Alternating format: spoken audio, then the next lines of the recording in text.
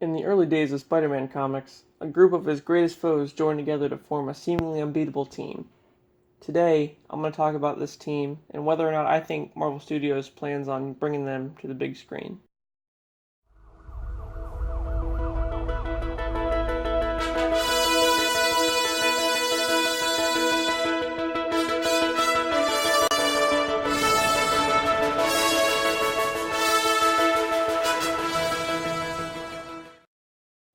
Over the years, there have been many different versions of the Sinister Six, the most common being Dr. Octopus, the Vulture, Electro, Sandman, Mysterio, and Kraven the Hunter. This version battled Spidey many times, with Spidey being victorious due to their lack of cohesion.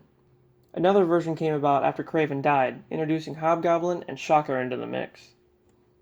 Then, Doc Ock parted ways and Sandman brought in Venom, which didn't work out too well because Venom ended up just fighting the other five, disbanding the team. Eventually, Norman Osborn recreates the villainous crew as the Green Goblin. This is another popular variation of the team, but has 12 members this time, which also include the Vulture, Sandman, Electro, Shocker, Chameleon, Hydra Man, the Lizard, Scorpion, Boomerang, and Tombstone. The Sinister Six even fought the Avengers once during the first Civil War. Captain America led a team against them. The Fantastic Four also had a run-in with the Six, introducing Rhino as a new member. Miles Morales' uncle, Aaron Davis, who's also known as the Prowler, even had his own variation of the team. They were very prominent in Marvel Comics. However, the Six never really made it to the films. Sam Raimi's Spider-Man trilogy, which I covered in on the set, had a couple names from the list, but never hinted at a team-up. The closest we got was in Mark Webb's Amazing Spider-Man reboot, starting with the Lizard. The second film leads up to what could have been a team-up, introducing Electro, Rhino, and a bootleg Green Goblin into the mix. I don't think anybody really liked this version of Green Goblin, but it's still the Green Goblin. Having Oscorp's basement house all the tech for the villains yet to come made a lot of people hopeful. Also, if you watch the end credits, they basically show you who they had planned for the roster. Unfortunately, though, The Amazing Spider-Man 2 suffered the same problem as Spider-Man 3, with just too many villains fighting for the spotlight, so a third installment just wasn't happening.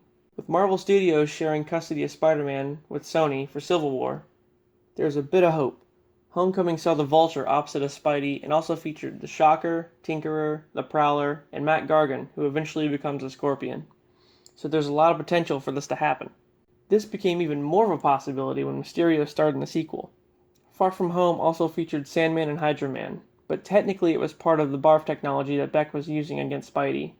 Flash did mention Hydra Man's origin briefly, but I think it was more of a nod to his character and not Morris Bench actually being in the film.